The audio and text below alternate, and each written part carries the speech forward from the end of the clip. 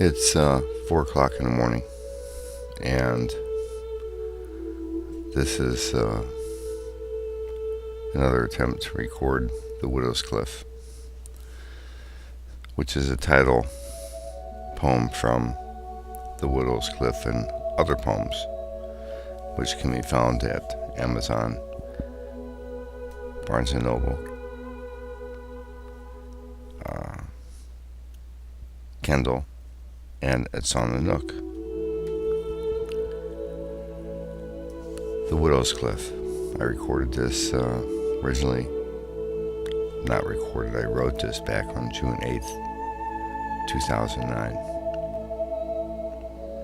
They saw her there at a distance, a dot, a spot,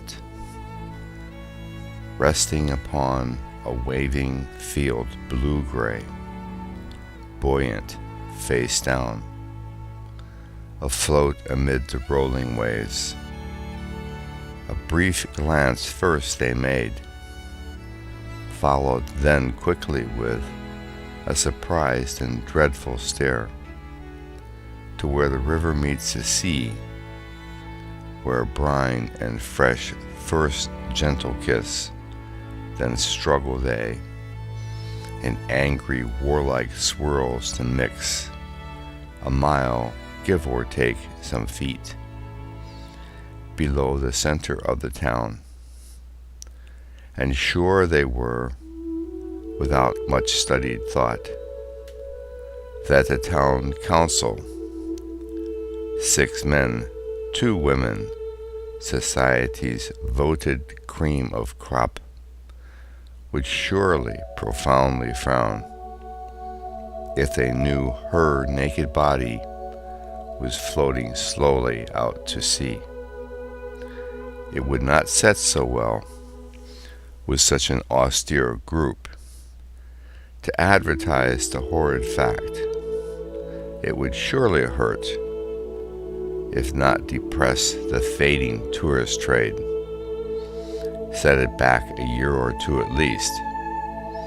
So a boat was quickly pushed free, and rowed, sent to fetch her quiet back from where her body rested, so casually afloat on waters deep, cold, mysterious, and dark, blonde hair floating freely. Someone then in question said, as they drug her lifeless in the boat, where was her husband Ed?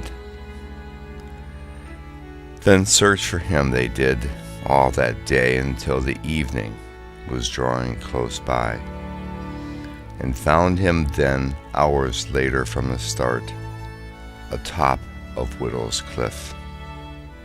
"Hello," they cried out on approach. "Hello, we've come to say hello.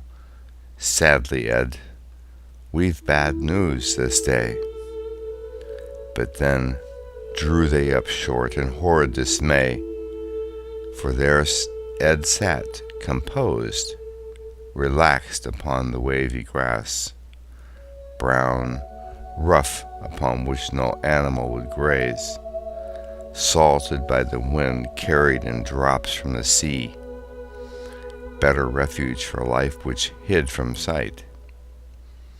And he, gazing down at where the river meets the sea, had watched mesmerized as the body floated slowly out, but now turned away to face those who called his name, while picking slowly, methodically at his teeth, cleaning with a sharpened herringbone.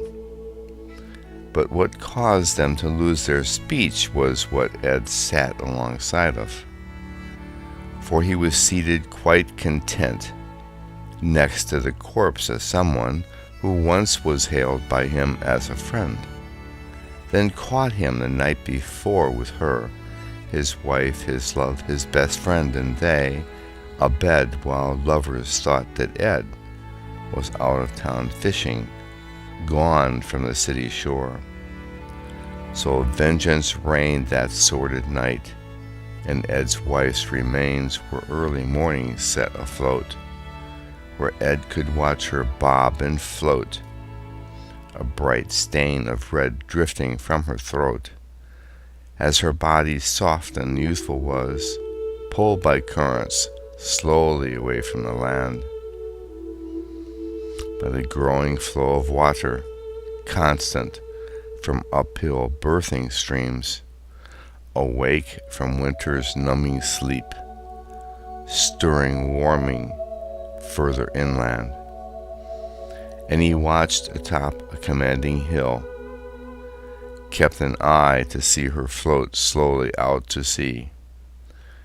And sat he now next to his lover's cooling corpse, his chest cut open wide with a sharp fisherman's knife.